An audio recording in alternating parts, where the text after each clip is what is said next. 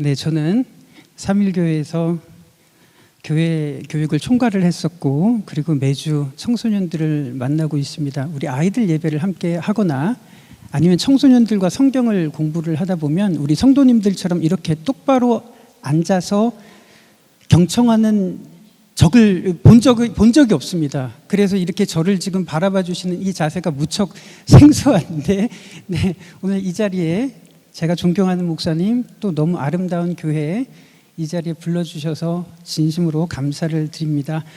오늘 다음 세대와 다른 세대 이 부분에 대해서 오늘 여러분들을 본문 속으로 안내하는 컨셉으로 한번 진행을 해보려고 합니다. 오늘 어버이 주일인데요. 예, 저는 모태신자입니다. 태어날 때부터 부모님의 기도로 신앙을 가졌고 또 지금 그 신앙을 이어받고 있습니다. 그런데 현장에 있다 보니까 이 신앙이 우리 아이들에게 단절이 되는 느낌을 받을 때가 참 많이 있습니다. 우리 목사님께서도 말씀하셨지만 아이들이 태어나는 이 출생률이 너무 낮습니다. 그러니까 한 세대만 지나면 거의 소멸될 위기에 우리들이 처해 있음에도 불구하고 요즘 아이들에게 신앙을 전하는 것이 정말 어렵습니다. 저에게 신앙을 물려주셨던 우리 신앙의 선배들, 우리 선진들 여기 앉아 계신데요. 또 그것을 제가 또 이어받는 마음으로 다음 세대 우리 아이들에게 신앙을 가르치기 위해서 열심히 노력을 하고 있습니다. 오늘 여러분들과 또 온 세대가 공감할 수 있는, 신앙으로 공감할 수 있는 그런 말씀으로 여러분들과 같이 나누려고 합니다. 한번 PPT를 보여주실까요? 오늘 여러분들과 이 시청각 자료를 통해서 본문 속으로 여러분들을 안내하도록 하겠습니다. 네, 다음 세대와 다른 세대라는 말씀으로 오늘 여러분들과 같이 말씀을 나눌 텐데요. 우리 어르신들도 참 많이 계십니다.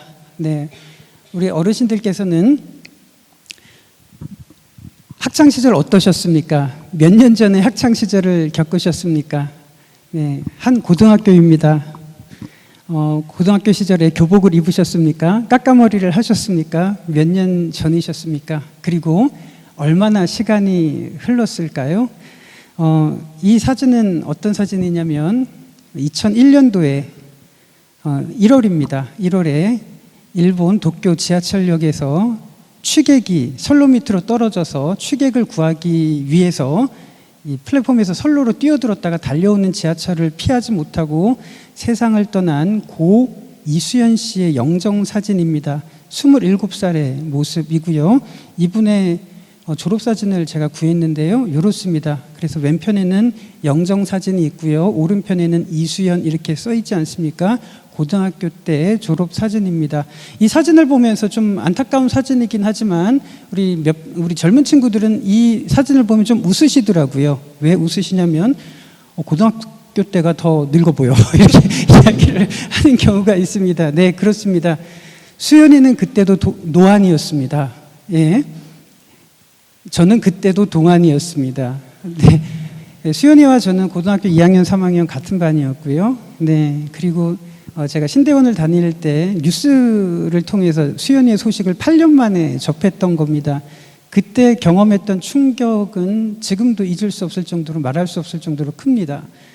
우리들이 하루하루를 살아가지만 우리의 인생을 한번 넓게 보면 좋을 것 같아요. 8년 전, 10년 전, 30년 전. 지금 우리들은 현실에서 아둥바둥하고 살아가고 있지만 우리 아이들이 10년 후, 30년 후에 어떤 모습으로 변해 있을지를 생각한다면 우리들이 신앙으로 더욱더 소통하고 세대 간에 공감하는 것이 훨씬 더 필요하리라고 생각을 합니다. 제 5살 때 사진입니다. 제 5살 때 모습이고 제 1살 태어난 여동생을 안고 있는 모습입니다. 우리 어르신들 5살 때 어떤 기억을 가지고 계십니까? 네, 그때 혹시 우리 젊은 세대들은 기억할지 모르겠는데 혹시 럭키 금속 뭐 이런 거 아시나 모르겠습니다. 네, 저는 지금도 5살 때 제가 안동에서 살았는데요. 그 기억이 지금도 생생하게 남아 있습니다. 제가 국민학교 때 들어갔을 때 누나와 여동생과 찍었던 사진입니다. 예, 국민학교 출신이고요. 저는 학력고사 출신입니다. 네, 우리 어르신들께서, 우리 부모님들 세대께서는 국민학교 다닐 때 어떤 기억을 갖고 계십니까? 그리고 제가 중학교 2학년 때 수련회에 가서 연극을 하는 총극대회 할 때 저 모습입니다. 키가 제일 작은 사람이 저의 모습입니다. 학창시절은 어떤 기억을 갖고 계셨습니까? 또 그때 우리들이 아둥바둥하고 붙잡으려고 했던 것이 무엇이었으며 시간이 지나면서 어떤 것이 가장 소중한 기억으로 남으시던가요? 이 사진을 제가 스캔을 하다가 너무 재미있어서 이 부분을 조금 확대해 봤습니다. 이 부분을 보니까 우리 어르신들 기억날 거예요. 스펙스, 까발로 이런 운동화, 이게 시장에서만 살 수 있는 그런 운동화 상표를 보면서 요즘 세대들은 이 상표를 알고 있을까라는 생각이 듭니다. 신앙은 여러분들에게 어떤 가치가 있습니까?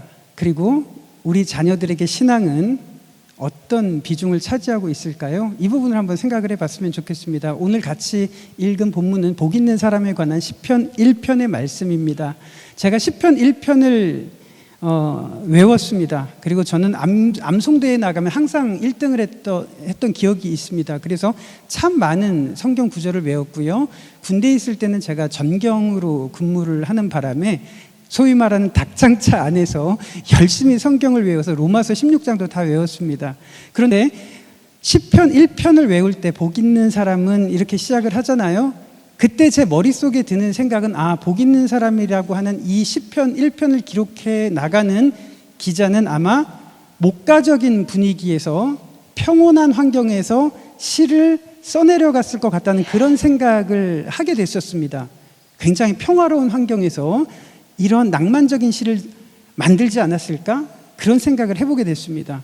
그런데 성경을 접할수록 제 기대는 완전히 무너졌습니다. 오늘 여러분들과 온 세대가 이렇게 모이셨는데요. 이 본문 속으로 한번 들어가려고 합니다. 오늘 주일 오후입니다. 굉장히 피곤하실 시간인데요. 여러분들을 저기 대형박물관으로 한번 안내해 보도록 하겠습니다. 그래서 오늘은 박물관으로 떠난다는 느낌으로 편하게 이렇게 말씀 속으로 들어가는 시간을 가지려고 합니다. 혹시 런던에서 대형박물관 가보신 분들 계실 겁니다. 정말 큽니다. 정말 큽니다. 그래서 우리 청년들이 대형박물관에 가면 어디로 갈지 몰라서 앞에서 이렇게 인증샷을 찍고 나오곤 할 만큼 굉장히 큰 박물관인데요.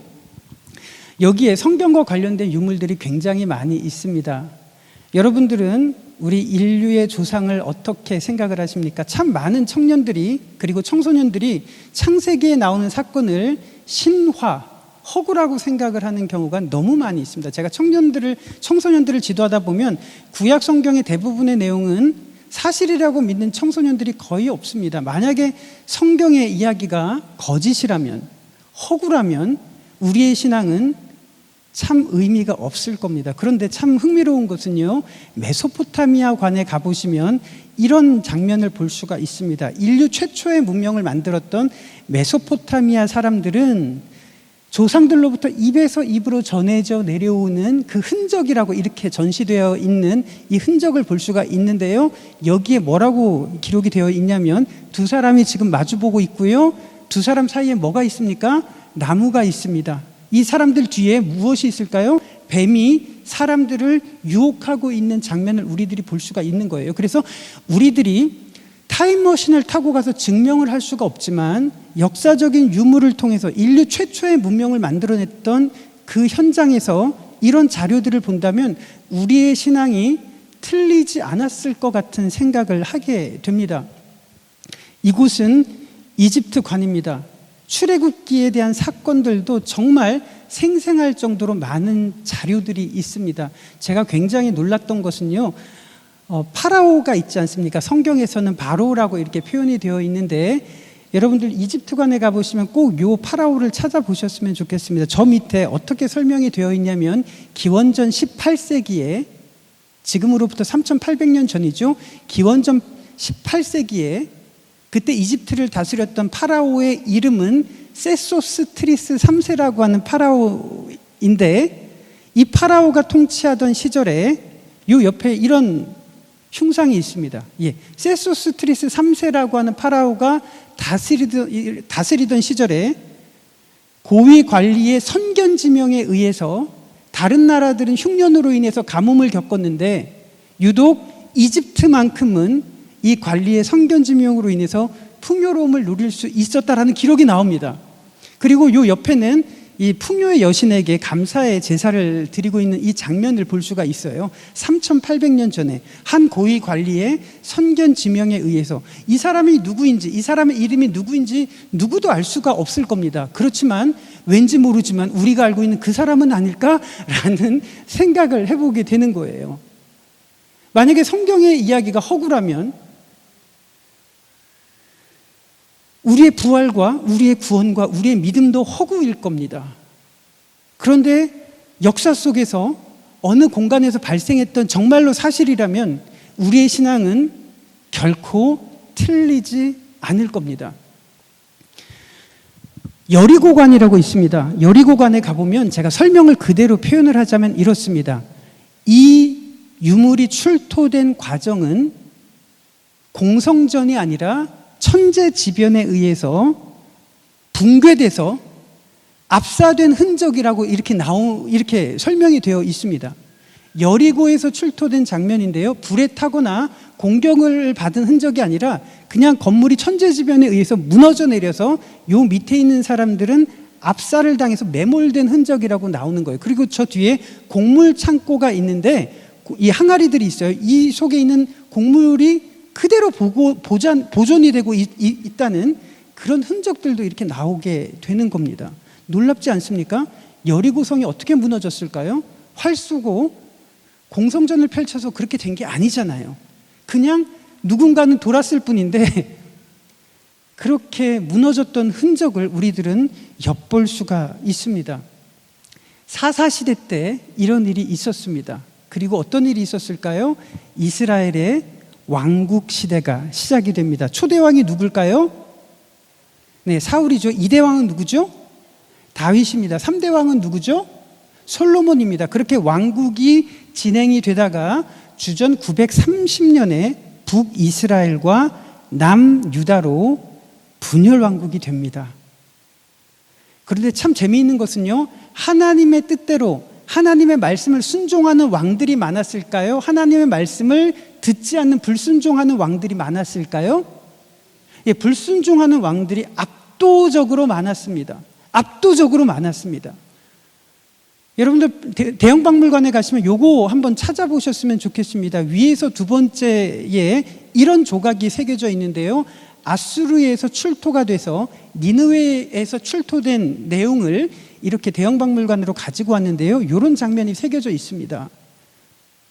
구분을 하실 수가 있겠어요? 어떤 사신 앞에서 누군가가 지금 엎드려서 이마를 땅에 대고 절하고 있는 장면이 여기에 새겨져 있습니다.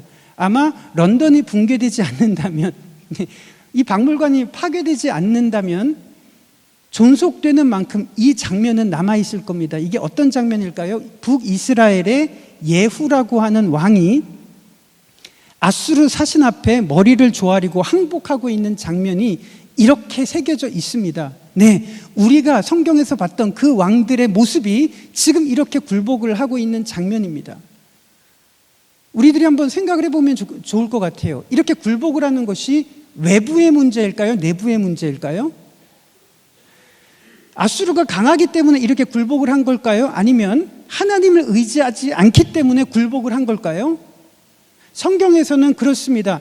아무리 압도적으로 강한 군대라고 하더라도 이스라엘 백성들이 하나님을 의지할 때 그 병력의 강함은 아무런 문제가 되지 않았습니다. 그래서 다윗이 골리앗을 이길 수가 있었던 겁니다. 그런데 하나님을 의지하지 않을 때 별 볼 일 없는 나라들 앞에서도 굴복을 하는 것이 이스라엘의 역사였습니다. 저렇게 굴복하는 것은 외부의 문제가 아니라 내부의 문제입니다. 우리가 세상에 굴복하는 이유가 무엇일까요? 외부의 문제일까요? 내부의 문제일까요? 성경은 우리들에게 그것을 말하고 있습니다. 그런데 우리들이 성경을 봐도 아무런 정서와 감동이 일어나지 않는 이유는 성경에 있는 이야기가 허구, 그냥 신화라고 생각을 할 때가 참 많이 있습니다. 이 장면을 여러분들 아실까요? 병자호란 때 청나라가 우리나라를 침공했습니다. 불과 400년밖에 되지 않습니다. 그런데 우리나라의 임금이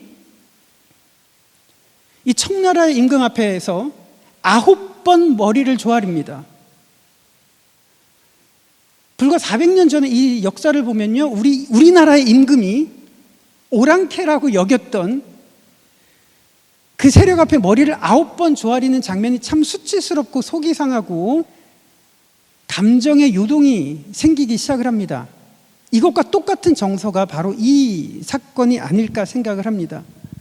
하나님을 섬겼던, 하나님의 백성들을 다스리고 섬겼던 왕이 하나님 앞에 불순종할 때 이렇게 이마를 땅에 조아리는 장면, 어쩌면 병자호란 이상으로 우리 신앙인들에게는 참 자존심이 상하고 마음이 아픈 이런 장면이 아닐까 생각을 합니다. 그런데 더 마음이 아픈 이유가 무엇일까요? 어쩌면 이것이 우리들의 모습은 아닐까라는 생각을 하게 됩니다. 우리들이 세상에서 어떻게 살아가고 있을까요? 하나님을 의지하면서 살아가고 있을까요? 아니면 세상의 견고한 벽 앞에서 이렇게 이마를 땅에 조아리면서 살아가고 있는 것이 어쩌면 우리들의 모습은 아닌지 생각해 보게 됩니다. 어떤 일이 있었을까요? 북이스라엘과 남유다로 이렇게 분열이 됐습니다. 북이스라엘은 어떻게 됐을까요? 지금 표를 보시는 대로 주전 722년에 아수르에 의해서 멸망을 당합니다. 북이스라엘이 아수르에 의해서 멸망을 당하는데요, 북이스라엘의 수도였던 사마리아 성전을 이렇게 약탈하는 장면이 대형박물관에 소개가 되어 있습니다. 여러분들 아수르관에 가보시면 이것도 보실 수가 있어요.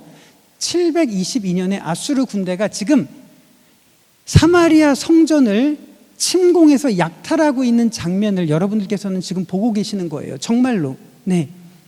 그런데 이 부분을 한번 관찰을 해보시면 아수르 병사들의 표정이 옆모습이 보이지 않습니까?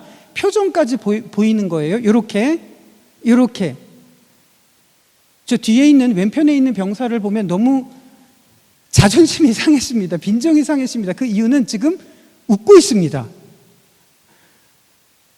네, 이 장면 앞에 우리가 읽었던 바로 그 시대, 구약시대의 사람들이 이런 경험을 당했겠구나라는 생각을 하게 됩니다. 그런데 이 병사들이 들고 있는 것이 무엇인지 아십니까? 아수르 병사들이 지금 약탈해서 전리품으로 들고 가고 있는 이것이 무엇이냐면 바로 사마리아 성전 안에 가득 찼던 우상의 신상들을 지금 전리품으로 가져가고 있는 장면을 우리들은 보고 있습니다. 우상이란 무엇일까요? 여러분들에게 한번 질문을 던져봅니다. 우리 머릿속에 우상이라고 하면 떠오르는 것이 무엇일까요? 제가 어렸을 때는 우상하면은 불상 앞에 어떤 형상 앞에 절하는 이것을 우상이라고 생각을 했습니다. 그런데 성경을 연구해 보다 보니까 그 정도 차원이 아닌 겁니다. 이 아수르 병사 앞에, 아수르 사신 앞에 이스라엘 임금이 굴복을 할 때 그것은 어떤 것일까요? 강대국의 방식대로 우리들이 따르겠다는 선언과 다름없는 겁니다. 그들의 신을 따름과 동시에 그들의 방식대로 우리의 존재 양식을 버리고 강대국의 방식대로 따르겠다는 의미입니다. 약육강식의 방식대로, 힘의 논리대로, 경제의 논리대로 우리도 그렇게 따르겠습니다라고 굴복하는 것과 다름이 없는 거예요. 이것이 바로 성경에서 말하는 우상의 실체였습니다. 이 부분을 개탄스러워했던 선지자들이 굉장히 많이 있었습니다. 너희들 그렇게 살면 안 된다라고 이야기를 했던 선지자가 지금 보시는 렘브란트가 그린 그림에 나오죠.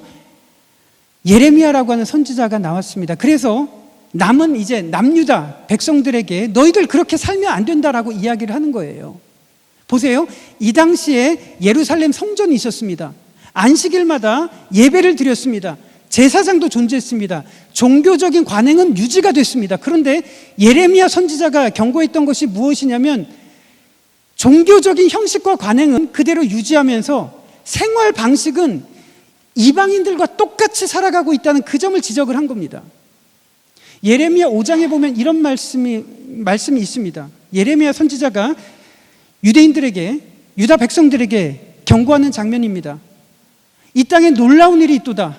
선지자들은 거짓을 예언하고 제사장들은 자기 권력으로 다스리고 백성들은 그것을 좋게 여기니 너희가 결국에는 어찌하려느냐 라고 예레미야 선지자가 경고를 했습니다. 그러면서 이런 경고를 합니다. 너희들은 예루살렘 거리를 빨리 다녀보라. 이 예루살렘 성내에서 정의를 행하고 공의를 행하는 사람 한 사람을 찾는다면 하나님께서 이 성을 용서하고 사하실 것이다. 예레미야 5장 1절에 나옵니다. 무슨 말일까요? 성전이 있었습니다. 제사장이 있었습니다. 예배가 있었습니다. 안식일 준수하는 것이 있었지만 말씀대로 사는 사람들이 없었다는 것을 예레미야 선지자는 지적하고 있었던 겁니다. 우리 시대랑 너무 비슷하지 않습니까? 예배당이 있습니다. 교회에서 예배를 드리는 모습들은 여전히 진행이 됩니다. 그런데 왜 우리들은 이 세상에서 하나님의 흔적을 느낄 수가 없죠? 하나님의 말씀대로 순종하는 사람들을 발견할 수가 없는 걸까요?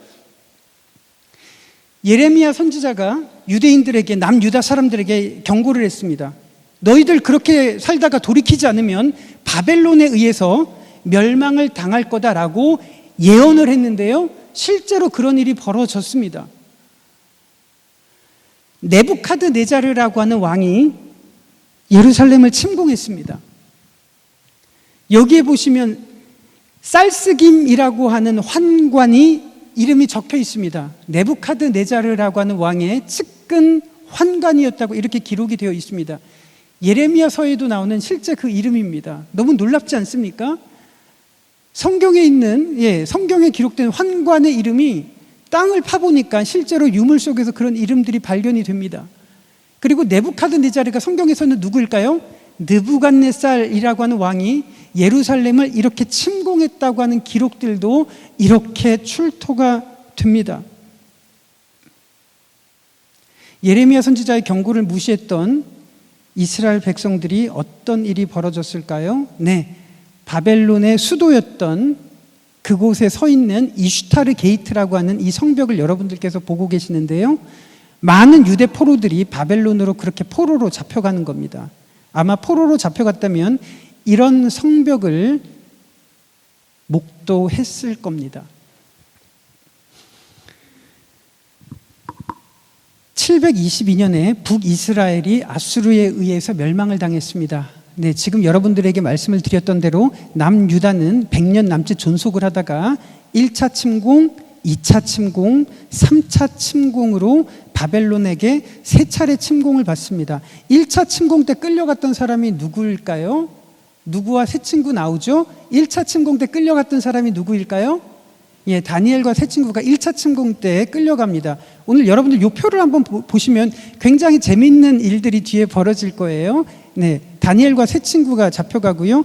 2차 침공 때 잡혀갔던 사람이 있었는데 제가 땡땡이라고 했습니다. 누가 잡혀갔을까요?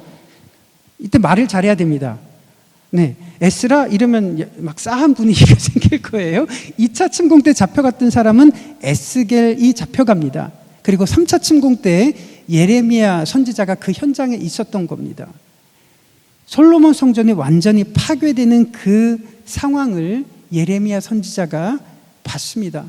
너무 비극적인 장면이 나오는데요, 온 사방이 예루살렘이 침공을 받고 있는 장면을 여러분들이 보고 계시는데요, 그 중에 이런 장면이 새겨져 있습니다. 유대 포로들이 지금 결박이 돼서 죽기 직전의 모습이 이렇게 우리 눈앞에 새겨져 있는 겁니다. 그러니까 예레미야 선지자의 그 예언을 무시하던 사람들이 침공을 받았을 때 이런 현실을 경험을 했던 겁니다. 그래서 많은 유대 포로들이 본국으로 끌려갔습니다. 왜 이런 일이 벌어졌을까요? 왜 이런 일이 벌어졌을까요? 하나님께서 우리들을 못 살게 굴려고? 그게 아니죠. 하나님께서 우리로 하여금 하나님을 의지하고 하나님의 말씀대로 순종하는 백성으로 만들기 위해서 하나님께서는 마음 아프지만 이런 일들을 감당하셨습니다. 예레미야 선지자가 이런 예언을 했어요. 바벨론에 의해서 멸망당하기 전에 이런 경고를 합니다. 여기 주황색 글자가 있고 흰색 글자가 있는데요, 주황색 글자는 아마 예레미야 선지자가 백성들에게 이야기를 했던 거예요. 흰색 글자는 하나님께서 예레미야 선지자에게 이렇게 전해라 라고 지시하셨던 내용일 겁니다. 그러면 제가 주황색 글자를 읽을 테니까 여러분들께서는 요 흰색 글자를 한번 읽어 주실까요? 한번 해보겠습니다. 여호와께서 이와 같이 말씀하시니라.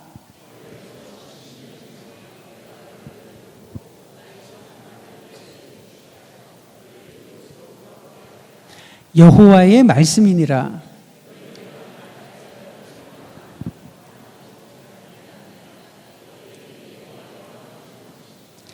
이게 예레미야가 경고했던, 바벨론이 멸망당하기 전에 경고했던 내용입니다. 하나님께서 너희들에게 주시려고 하는 것은 괴롭히려고 하는 게 아니야.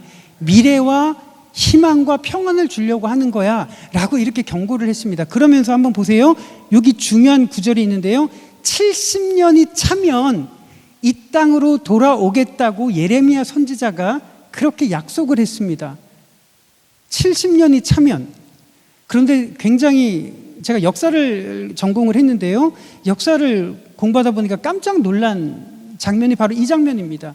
여러분들 혹시 대형박물관에 가시면 52관에 이게 있습니다. 가장 중앙 페르시아 관에 이것이 있습니다. 이것이 어떤 거냐면 고레스라고 하는 페르시아의 임금이, 왕이 바벨론을 무너뜨리고 바벨론의 포로로 잡혀있는 이 포로들이 본국으로 돌아가라 이렇게 승인했던 문서가 지금 보시는 고레스 칙령 혹은 키루스 원통이라고 하는 문서입니다.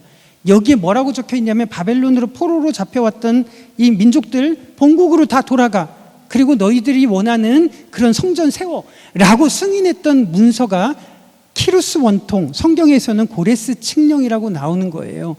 우리 젊은 세대들이 여기 굉장히 많으신데요. 539년에 있었는데 구글에 이렇게 키루스 원통, 고레스 칙령 이것을 치면 이렇게 뜹니다. 진짜로 이렇게 떠서 제가 캡처를 했는데요. 이렇게 밑줄을 그었습니다. 조금 확대를 해보면 요래요. 539년, 기원전 539년에 페르시아의 고레스, 키루스라고 하는 왕이 바벨론을 무너뜨리고 본국으로, 포로들을 본국으로 돌려보내줬던 이것을 승인한 문서라고 이렇게 나옵니다. 그러면 한번 정리를 해볼까요? 이 고레스 칙령이 실제로 이렇게 승인이 되고 발표가 됐습니다. 그러면 한번 여기 표를 볼게요. 바벨론의 침공에 의해서 1차, 2차, 3차에 걸쳐서 포로들이 잡혀갔지 않았습니까? 그리고 이 구도를 한번 보시면서요, 고레스 칙령이 내려집니다. 그리고 난 다음에 본국으로 세 차례에 걸쳐서 본국으로 돌아가게 되는데 1차 포로 귀환, 2차 포로 귀환, 3차 포로 귀환, 이 세 차례에 걸쳐서 본국으로 돌아가게 되는 거예요. 자, 1차 포로 귀환을 한번 보실까요? 자, 저기 1차 포로 귀환에서 바벨론의 침공이 있었을 때 다니엘과 함께 잡혀왔던 사람들이 1차 때 포로 귀환으로 돌아간다면 몇 년 만에 돌아가는 걸까요, 여러분? 이 표에서 여러분들 확인하실 수 있을까요? 1차 침공 때 바벨론에 잡혀왔던 포로들이 고레스 칙령으로 인해서 본국으로 1차 포로 귀환을 하는 요 무리에 포함이 되어서 돌아간다면 몇 년 만에 돌아가게 되는 걸까요? 70년 만에 돌아가게 되는 거 아닙니까? 네, 저는 이 구절을 보면서 너무너무 소름 끼칠 정도로 놀랐습니다. 고레스 원통이라는 것이 발굴됐고 정말로 서양 고대사에서는 굉장히 중요한 문서라고 인식이 되는데 이 내용을 보니까 성경에 있는 내용하고 너무 일치했습니다. 제가 역사를 전공한 것은 신학대학이 아니고요, 일반 대학에서 봤습니다. 다른 사람들은 이게 지루하게 생각하고 이런 걸 왜 배우지? 라고 동기들은 그렇게 생각을 했는데 저는 이 역사를 배우면서 소름 끼칠 정도로 이렇게 놀랐던 경험이 있습니다. 하나님께서는 예레미야 선지자를 통해서 이렇게 예언을 하시고 약속하셨던 이 내용을 정말로 역사 속에서 그렇게 이루어 주셨습니다. 오늘 여러분들과 이 본문 속으로 한번 들어오려고 노력을 했습니다. 한번 여러분들에게 한번 질문을 던져볼게요. 여기서 1차 때 포로 귀환했던 사람들을 한번 상상을 해볼게요. 우리들이 포로로 잡혀 있다가 이제 본국으로 돌아가려고 합니다. 여러분들은 본국으로 다 돌아가시겠습니까? 우리가 바벨론의 포로로 잡혀왔어요. 70년 만에 이제 본국으로 돌아가라고 고레스 칙령이 내려진 겁니다. 여러분들 돌아가시겠습니까? 돌아가실까요? 자, 여기서 우리들이 생각을 해볼 때 왜 에스라에는 포로 귀환했던 명단이 그렇게 지루하게 남아 있었을까요? 학자들이 조사를 했을 때 바벨론에 잡혀갔다가 본국으로 돌아간 비율이 20%가 안 되는 거예요. 압도적인 다수가 바벨론 그 땅에 남아 있었던 겁니다. 아니요, 포로 귀환했으니까 페르시아 땅이 되는 거죠. 페르시아 땅의 잔류를 선택을 했습니다. 왜 그랬을까요? 예루살렘에 가면 황폐하고 낙후되고 먹고 살 게 없고 자녀 교육이 안 됐기 때문에 그렇습니다. 반면에 페르시아라고 하는 나라는 조로아스터교의 나라입니다. 배화교라고 들어보셨습니까? 관용정책이라고 들어보셨습니까? 누구든지 성공할 수 있는, 능력에 따라서 성공할 수 있는 기회의 땅이 페르시아라고 하는 곳이었습니다. 어떤 일이 벌어졌는지 여러분들 한번 성경과 한번 관련지어서 한번 살펴보도록 하겠습니다. 2차 때 에스라와 함께 귀환했던 사람들, 3차 때 느헤미야와 함께 귀환했던 사람들도 있었습니다. 자, 1차 때 귀환했던 사람들은 솔로몬 성전을 기억하는 사람들이라면 원로들이 포함이 되어 있을 겁니다. 그렇죠? 1차 귀환 때. 그런데 2차 귀환, 3차 귀환 때 본국으로 돌아왔다면 이 사람들은 페르시아 땅에서 태어나서 거기서 자란 이런 세대들일 겁니다. 그런데 무엇 때문에 돌아왔을까요? 전 이 부분이 굉장히 놀라움을 금치 못하겠습니다. 여러분들이 페르시아 땅에서 태어났습니다. 본국으로 돌아갈까요? 445년 느헤미야가 본국으로 돌아와서 했던 일이 무엇인가요? 성벽을 만들었습니다. 그것은 어떤 의미일까요? 성벽도 없었을 만큼 예루살렘은 무방비한 곳이었고 황폐한 곳이었습니다. 먹고 살기가 어려운 땅이었습니다. 여기를 한번 보시면 페르시아 왕궁에서 발견된 보물입니다.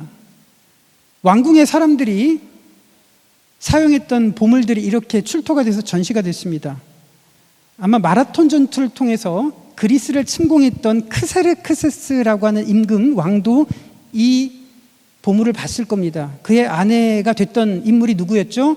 에스더라고 하는 인물이 아마 이 보물을 만지지 않았을까요? 왕궁에서 발견이 되었기 때문에 그렇습니다. 유대 포로 출신인데요, 그 자리까지 올라간 거예요. 그리고 또 어떤 일이 있었습니까? 왕궁에서 발견된 술잔입니다. 그러니까 왕이 마시는 술잔인 거예요. 누가 생각나죠, 여러분? 느헤미야라는 관리가 생각이 납니다. 제가 이걸 보면서 어쩌면 이 잔에 느헤미야의 지문이 묻지 않았을까라고 생각을 하게 됩니다. 이게 어떤 의미일까요? 네, 페르시아에 남아있으면 세계에서 가장 훌륭한 문명을 누릴 수가 있었습니다. 이렇게 왕비로도 진출할 수가 있었고 고위 관리도 진출할 수가 있었습니다. 먹고 살기가 너무 좋은 땅이었습니다. 능력만 있으면 주어지는 기회의 땅이었습니다. 그래서 압도적인 유대인들이 본국으로 돌아가지 않았습니다. 오로지 소수 10%밖에 되지 않는 사람들이 유대 땅으로 돌아갔던 거예요.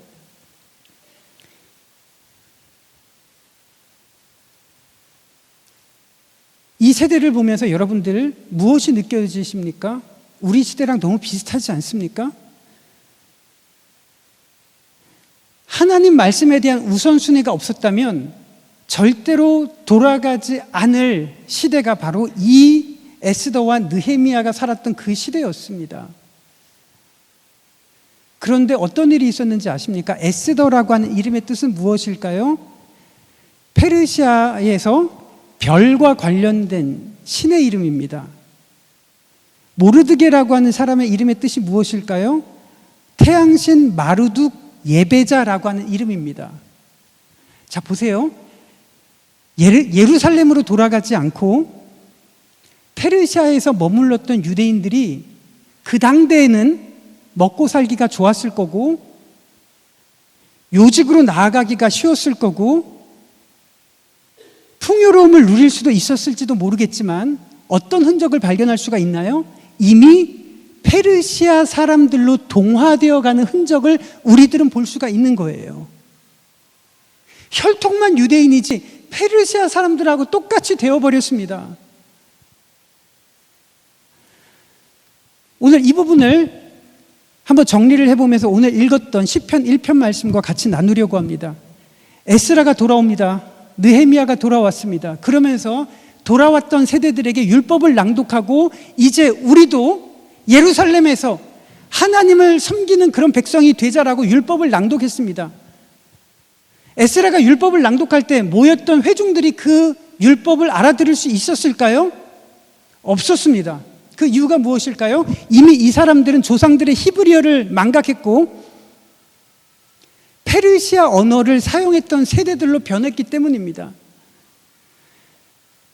내일부터 가정 예배를 드린다는 말씀을 듣고 너무 가슴이 떨렸습니다. 그렇지만 이것을 꼭 기억하셨으면 좋겠습니다.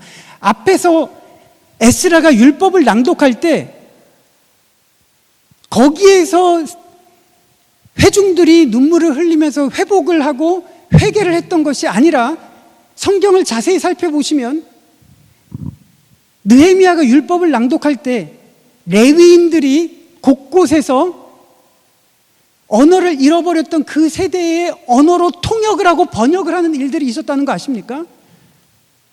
이것이 바로 가정에서 일어나야 될 일이고 주일학교에서 일어나야 되는 아주 중요한 믿음의 공감이라고 생각을 합니다.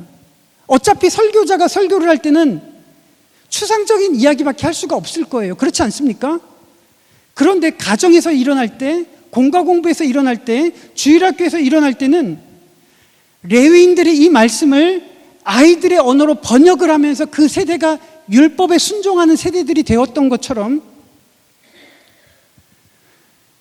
아이들의 언어로 이 말씀을 통역할 수 있는가, 번역할 수 있는가, 이것을 레위인들의 사역을 감당해내는 것이 굉장히 중요할 겁니다. 우리 가정 예배를 인도하시는 우리 가정의 우리 집사님들, 우리 분들 꼭 이 부분을 권면드리고 싶습니다. 우리의 언어로 아이들에게 강요하는 것이 아니라 아이들의 언어로 우리의 신앙을 어떻게 하면 변환시킬 수가 있을까? 어떻게 하면 통역할 수 있을까? 어떻게 하면 공감시킬 수가 있을까? 이것을 고민하는 흔적에서 바로 레위인들의 사역이, 그래서 에스라의 회복운동이 일어날 수가 있을 겁니다. 두 번째가 있습니다. 오늘 여러분들과 이 부분을 한번 살펴봤는데요. 복이 있는 세대가 무엇인지 한번 살펴봤으면 좋겠습니다. 시편 1편이 아까 제가 암송을 했다고 말씀을 드렸을 때 시편이 1편이 낭만적인 목가적인 분위기에서 이렇게 시편 1편이 기록되었을 거라고 저는 생각을 했는데 그게 아니었습니다. 에스라와 느헤미야가 본국으로 돌아온 다음에 이 세대들에게 전하기 위해서 이 시편 1편을 150편 중에 가장 먼저 1편에 배치했던 시기가 바로 에스라와 느헤미야 시대였습니다. 얼마나 절박한 시대였는지 이해가 되시겠죠. 다음 세대가 다른 세대가 되어가는 이 시기에 율법을 담당했던 사람이 복 있는 사람이 무엇인지를 그 세대들에게 시편 첫 번째 시로 이렇게 정해서 사람들에게 낭독하고 가르쳤습니다. 복 있는 사람의 실체가 무엇이었을까요? 무엇이 복 있는 사람들이었을까요? 우리의 우선순위를 하나님께 두고 우리의 인생을 하나님께 두고 그렇게 살아가겠다고 결단하는 사람이 복 있는 세대 아니었을까요? 페르시아의 모든 풍요로움과 모든 안정과 자녀 교육과 이런 이권을 내려놓고 하나님 앞에 예배자로 서겠다는 그 우선순위가 바로 복 있는 사람들의 실체일 겁니다. 그것이 바로 그 옛날 에스라와 느헤미야 시대 때 복 있는 사람이 누구인지 외쳤던 바로 그 사람들의 절규가 담긴 내용이 시편 1편의 내용이었습니다. 오늘 말씀을 정리하려고 합니다. 우리는 여전히 예배당이 있습니다. 예배가 존재합니다. 그리고 종교적인 관행들, 형식들이 진행되어 가고 있습니다. 그런데 우리들의 가치관은 어떨까요? 어쩌면 저부터 그렇습니다. 제 가치관이 바로 페르시아에 남아서 그들의 풍요로움과 그들의 문명을 즐기고 그리고 높은 자리에 올라가려고 하는 그런 욕망에 사로잡힌 것이 제 모습이 아니었는가라는 생각이 듭니다. 우리 부모님들 세대에게 이 말씀을 한번 전했으면 좋겠습니다. 우리들이 예배를 드리고 하나님을 섬긴다고 하지만 정말로 의지하고 있는 것, 그리고 우리가 굴복하고 있는 대상이 무엇일까요? 바로 이런 모습이 아닐까라고 생각을 합니다. 하나님을 섬겼던 예후라고 하는 왕이 하나님 대신 이방 사신 앞에 이렇게 절하는 장면을 우리들은 보게 됩니다. 사마리아 성전을 약탈했던 이 장면을 보면서 비웃고 있는 아수르 병사의 이 표정을 우리들은 보게 됩니다. 왜 이 세상에서는 하나님의 흔적을 볼 수가 없을까요? 왜 우리가 살아가는 이 환경에서는 하나님의 흔적을 발견할 수가 없고 하나님의 뜻을 따라 말씀을 순종하는 사람들을 찾아볼 수가 없을까요? 어쩌면 우리들이 이렇게 굴복하고 있기 때문이 아닐까요?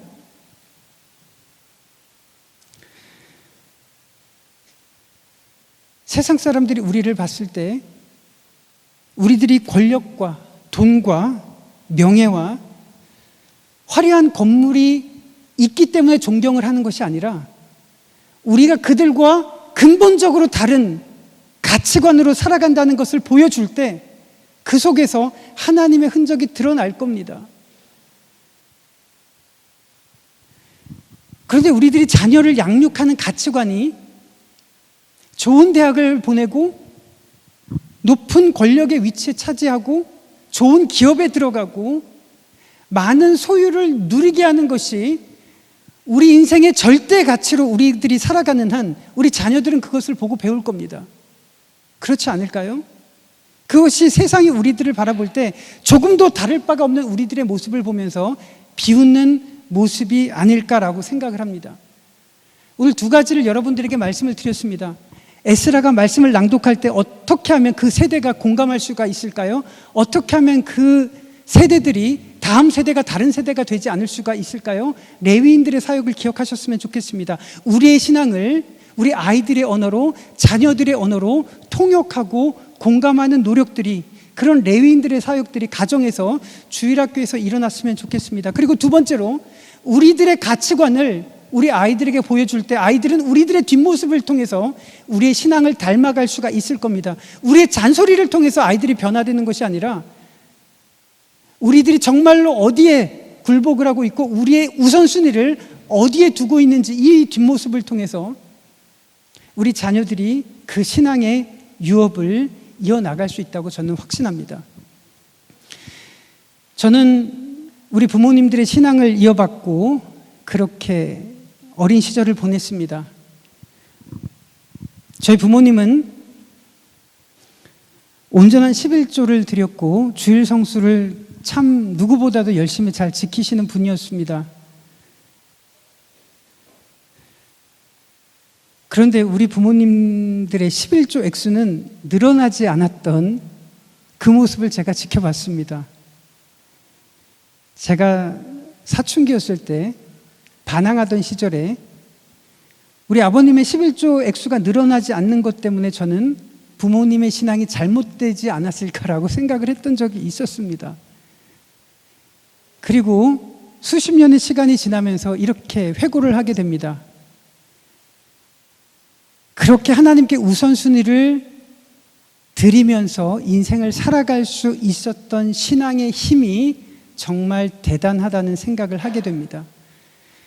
이 자리에 앉아 계신 제 신앙의 우리 선배님들, 정말 존경하는 마음을 표현하는 이유는 저는 목사입니다. 목사임에도 불구하고 하나님께 원망되는 마음들이 생길 때가 있고요. 하나님이 야속할 때도 있었습니다. 우리들이 신앙생활을 하다 보면 얼마나 하나님을 제대로 섬기기 어려운 순간들이 있었겠습니까? 그럼에도 불구하고 하나님께 우선순위를 드리면서 믿음의 자리를 떠나지 않고 그 믿음의 자리를 지켜나가셨던 믿음의 선배들의 모습이 진심으로 존경스럽습니다. 그래서 그 신앙을 저는 다음 세대들에게 전하는 것을 제 사명이라고 여기면서 지금 살아가고 있습니다. 끝으로 이 말씀을 드리고 마치려고 하는데요. 우리 마지막으로 이 PPT를 한번 보여주셨으면 좋겠습니다.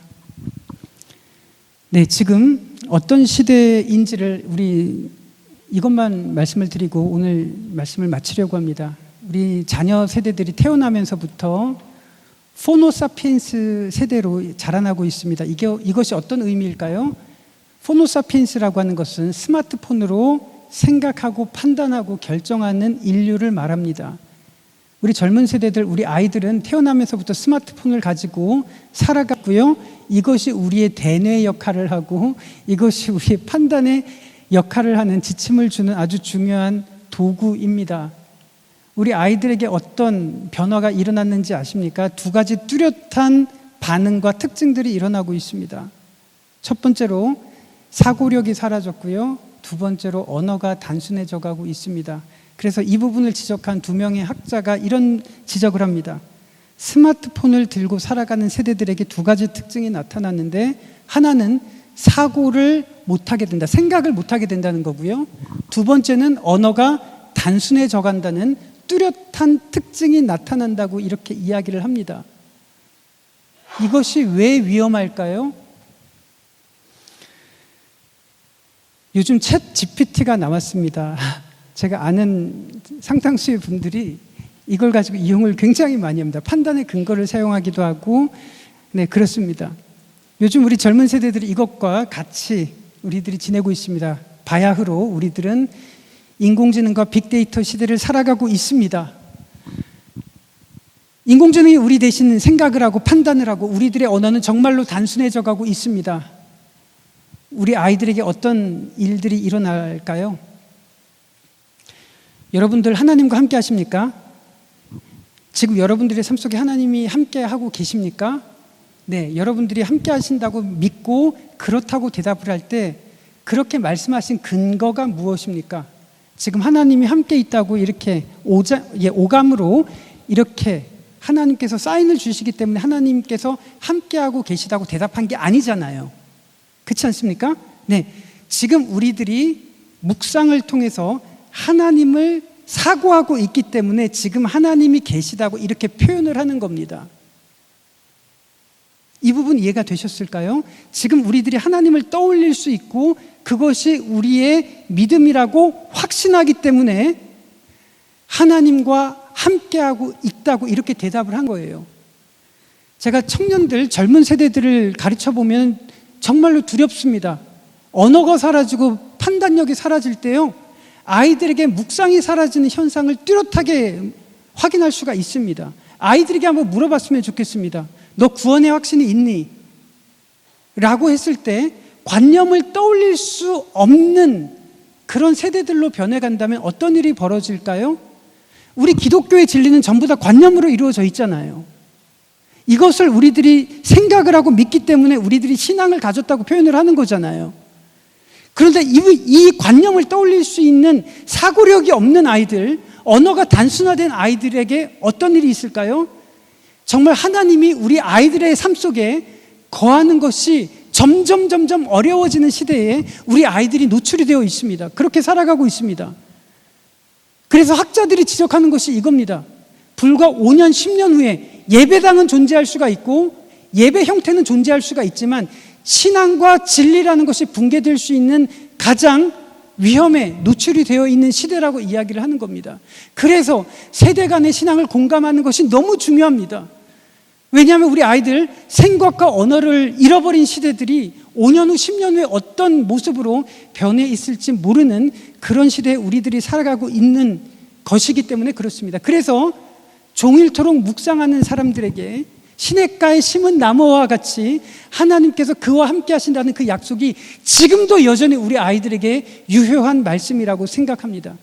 오늘 말씀을 정리하겠습니다. 여러분들의 가정예배 드리는 현장에, 주일학교 현장에, 공과 공부하는 현장에 에스라의 능력과 그 속에서 레위인들의 놀라운 능력들이 일어났으면 좋겠습니다.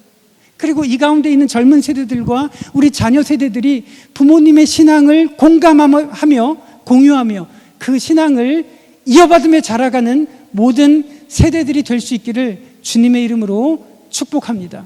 제가 기도하겠습니다. 살아계신 하나님, 복 있는 세대들이 누구인지, 믿음의 세대들이 누구인지 이 시간에 함께 살펴보았습니다. 그 옛날 시편 1편을 낭독하고 외치던 그 순간 절대 다수의 사람들은 페르시아에 머물며 그 문명의 풍요로움과 성공의 기회와 자녀 교육과 즐거움을 누리기 위해서 그곳에 거주하면서 하나님의 자녀라는 믿음의 세대라는 정체성을 잃어버리고 있었던 그 시기에 소수의 유대인들이 본국으로 돌아와서 율법을 외치고 복 있는 세대들을 외쳤던 그 현장을 한번 떠올려 봅니다. 하나님, 우리 아이들의 언어가 사라져가고 있고 사고력이 사라져가고 있는 이 시대에 하나님, 우리 아이들이 복 있는 세대가 될 수 있도록 인도하여 주시옵기를 바라고 원합니다. 우리 자녀들이 우리와 같은 신앙으로 자라날 수 있기를 진심으로 원합니다. 가정예배 드리는 그 현장에 에스라의 부흥운동이, 레위인들의 통역의 능력이 가정마다 일어날 수 있도록 인도하여 주시고 부모님의 신앙이 우리 자녀들에게 유업으로 이어지는 그 아름다운 일들이 우리 가정 속에 나타날 수 있도록 인도하여 주시옵기를 간절히 바라고 원합니다. 이 시간에 다시 한번 기도합니다. 갈수록 저출산 시대에 아이들이 줄어들어가고 있는 이 시대에 다음 세대가 다른 세대가 되는 것이 아니라 믿음의 세대로 자라나고 길러질 수 있는 이 세대들이 될 수 있도록 인도하여 주시옵소서. 감사를 드리며 예수님의 이름으로 기도합나이다. 아멘.